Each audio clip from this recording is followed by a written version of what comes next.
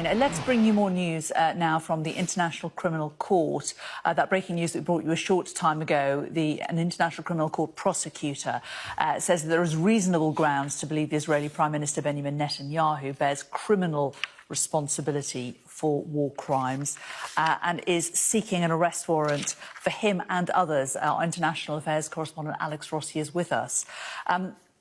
This document, which we've both just been ploughing through in the last few minutes, seeking arrest warrants for not only Benjamin Netanyahu, but also members of Hamas and also the Israeli Defence Minister. Yeah, I mean, this is pretty explosive stuff here that we're seeing in this document that has been issued by the chief prosecutor for the International Criminal Court.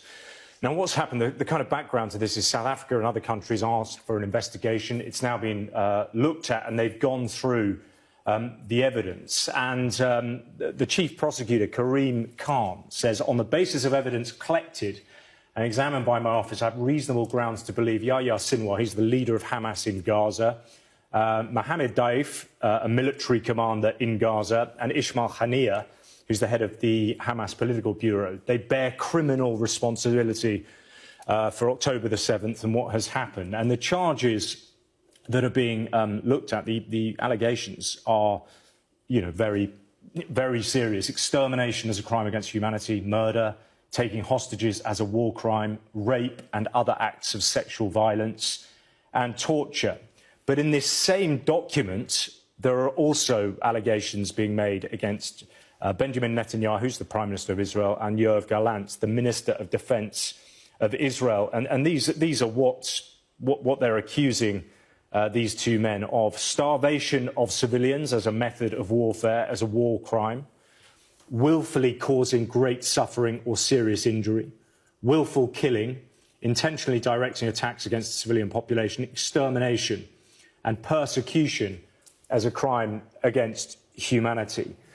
Now, what happens now is that the ICC prosecutor is seeking arrest warrants. It then now has to go through to a panel of judges. All of this evidence will be presented to them, and then they'll have to take the decision about whether or not to issue arrest warrants. But, I mean, on a note of that, the seriousness of that, particularly against the Israelis, Benjamin Netanyahu and Yoav Gallant, is, I'm just thinking from memory, the only others in kind of recent times, you're talking about Vladimir Putin, following the Ukraine war, an authoritarian regime. Israel, of course, presents itself as a democracy, so it wouldn't see itself in that camp. And Sudanese leader Omar al-Bashir. So again, this is going to be something that is extremely uncomfortable and difficult, not just for these two men, but also Israel as a country. And when we look at the small print, he says in both cases, when he's looking at these charges against Hamas, some of these crimes in our assessment continue to this day. And the same with Israel. He's used similar language in both senses.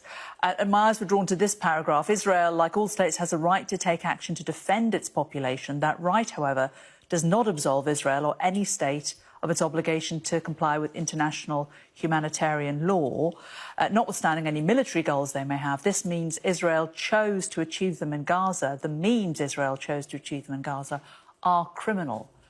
Yeah. It's incredibly strong. I mean, it is incredibly strong, and I think you get to the crux of the matter here in terms of how this has been looked at legally.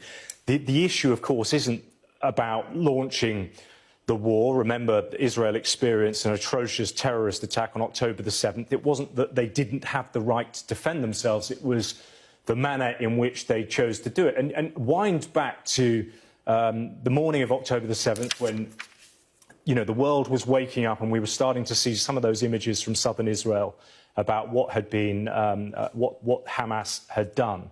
But you will remember, Jane, warnings from the Americans. You'll remember warnings from the British government as well to the Israelis. Be very, very careful about how you proceed. And I think it would resonate, or should have perhaps resonated more in the case of those warnings coming from the Americans, not just because they are a very close ally to the Israelis, but also they have direct experience of this in terms of September the 11th and the wars that were launched in the aftermath of that. Arguably, hubris, seeking revenge for what was perpetrated against the Americans, that caused huge problems in the aftermath. And I think those warnings were clear to the Israelis, but certainly you're seeing now from the ICC prosecutor that they chose to ignore those, and you now have these very serious allegations being made.